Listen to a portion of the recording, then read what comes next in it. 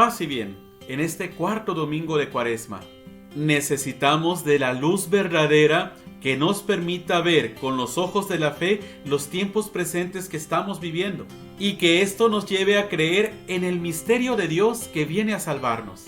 Acompáñame en este videoblog. El cuarto domingo de Cuaresma viene acompañado por el signo de la luz que se contrapone a las tinieblas. El domingo pasado fue el signo del agua, ¿recuerdas? Aquí va. Es así como tenemos 3 pasos en esta catequesis que se caracterizan por los signos del agua, de la luz y de la vida. Y litúrgicamente a este domingo le conocemos como Domingo de Letare o Domingo de la Alegría, porque en medio de la preparación cuaresmal que estamos teniendo, saber que estamos ya muy cerca de la Pascua, saber que estamos muy cerca de la fiesta donde Jesús ha vencido al pecado y a la muerte. Y este domingo tenemos el testimonio de un hombre que sufre una ceguera incurable y que su encuentro con Jesús, que es la luz del mundo, es la mejor personificación de la situación de indigencia donde se encuentra el ser humano que necesita ser iluminado por la luz de Jesús. El texto de este domingo y del siguiente están tomados de 2 pasajes muy bellos del Evangelio de San Juan. Abajo en la descripción de este video te dejo el texto de las lecturas completas. Y así como el domingo pasado escuchábamos en el Evangelio de Jesús con la samaritana, en este domingo también vamos a ir encontrando una progresión. El Evangelio nos dice que Jesús vio al pasar a un ciego de nacimiento y sus discípulos le preguntaron: Maestro, ¿quién pecó para que éste naciera ciego, él o sus padres? Desde aquel entonces y aún hasta nuestros días, mucha gente interpreta las enfermedades como un castigo de Dios. Pero la respuesta de Jesús es muy iluminadora y Jesús les dice: ni él pecó, ni tampoco sus padres. Nació así para que en él se manifestaran las obras de Dios. Pues en las realidades más adversas como la enfermedad, es cuando las personas pueden experimentar de una manera muy particular el poder, la presencia, la gloria de Jesús. Y lo que hace Jesús es escupir en la tierra, hacer barro con saliva, untarlo en los ojos del ciego y lo envía a la piscina de Siloé. El ciego hace todo lo que le pide Jesús y recobra la vista. Al principio, este hombre curado reconoce a Jesús, pero en un plano meramente terreno, porque al ser cuestionado, él responde: el hombre que se llama Jesús hizo lodo, me lo puso en los ojos y me dijo: ve a Siloé y lávate.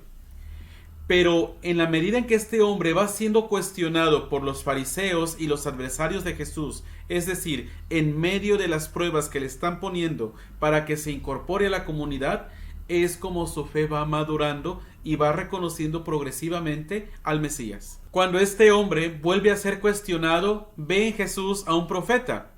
Jamás se ha oído decir que alguien abriera los ojos a un ciego de nacimiento.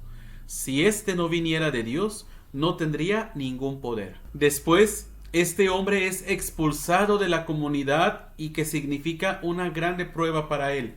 Él pensaba que el haber recobrado la vista iba a significar integrarse entre los suyos, integrarse en su pueblo, pero esta manifestación de Dios le está acarreando la discriminación. El Evangelio nos dice que Jesús supo que lo habían echado fuera y cuando lo encontró le dijo: ¿crees tú en el Hijo del Hombre? Él contestó: ¿y quién es, Señor, para que yo crea en él? Jesús le dijo: ya lo has visto, el que está hablando contigo, ese es. Él dijo: creo, Señor, y postrándose lo adoró, completando de esta manera su fe en Jesús, que lo reconoce como Dios. Pues bien, esta progresión en la visión de este hombre choca completamente con la ceguera de los adversarios de Jesús. En un primer momento, ellos reconocen el milagro de Jesús cuando le preguntan al ciego: ¿cómo se te abrieron los ojos? Después niegan que se trate de un milagro y que Jesús pueda ser un hombre de Dios, puesto que esta curación la hizo en sábado. Como recordamos, el sábado es un día de descanso para los judíos y esta acción de Jesús provoca que su corazón se encierre. Al final, expulsan de la sinagoga al hombre que ha recibido esta curación con tal de no dar crédito a Jesús. Si ponemos atención en el Evangelio, a lo largo de todo el relato, los fariseos actúan con una gran seguridad en sí mismos, mientras que el ciego de nacimiento admite con una profunda humildad su ignorancia. Aquella seguridad mantiene en la ceguera a los fariseos, mientras que la actitud humilde de este hombre que es curado por Jesús le facilita que pueda nacer en la fe. Todo este relato nos muestra de una manera catequética que el proceso de creer y de ver necesita una dinámica que no admite ni las prisas ni el acelerarnos. Al contrario, pide un camino de interiorización, algo que ahorita es muy propicio en esta cuarentena que se nos está pidiendo vivir. Cuando se detiene el ritmo de la vida, es posible interiorizar, como los muestra en el Evangelio de hoy. En la primera lectura, tomada del primer libro de Samuel, el Señor le dice al profeta que envía a la casa de Jesé para escoger de entre sus hijos al que va a ser el rey de su pueblo Israel. No te dejes impresionar por su aspecto ni por su gran estatura. Yo no juzgo como juzga el hombre. El hombre se fija en las apariencias, pero el Señor se fija en los corazones. Es una clara advertencia para nosotros que desde la fe estamos invitados a ver con profundidad las situaciones presentes y no dejarnos llevar por lo que escuchamos o por lo que vemos en las redes sociales, que son muchas veces interpretaciones que no están hechas desde la mirada de Dios. Necesitamos de la luz verdadera que nos permita ver con los ojos de la fe los tiempos presentes que estamos viviendo, y que esto nos lleve a creer en el misterio de Dios que viene a salvarnos. Y para poder participar en esta dinámica de la salvación de Dios, Él nos pide de nosotros, nos exige una vida nueva. La segunda lectura, tomada de la carta del apóstol San Pablo a los Efesios, nos dice que el cristiano debe de ser luz y caminar como hijo de la luz, que es precisamente lo que se nos dice a nosotros cuando somos bautizados y que recibimos la luz de Cristo tomada del cirio pascual que nos representa a Jesús resucitado. Cristo nos ha iluminado desde el principio de nuestra vida, y caminar en la luz significa dar frutos de bondad, de justicia y de vivir en la verdad. Quien vive en la luz busca siempre conocer y hacer lo que agrada al Señor, y por lo tanto debe de renunciar a las obras malas y corregirlas. Y este pasar de las tinieblas a la luz requiere de una fe que va madurando y que lo va a hacer muchas veces a través de las pruebas e incluso de los sufrimientos, como lo vemos en el Evangelio de hoy con el ciego que se enfrenta a su comunidad y a aquellos que prefieren vivir en las tinieblas.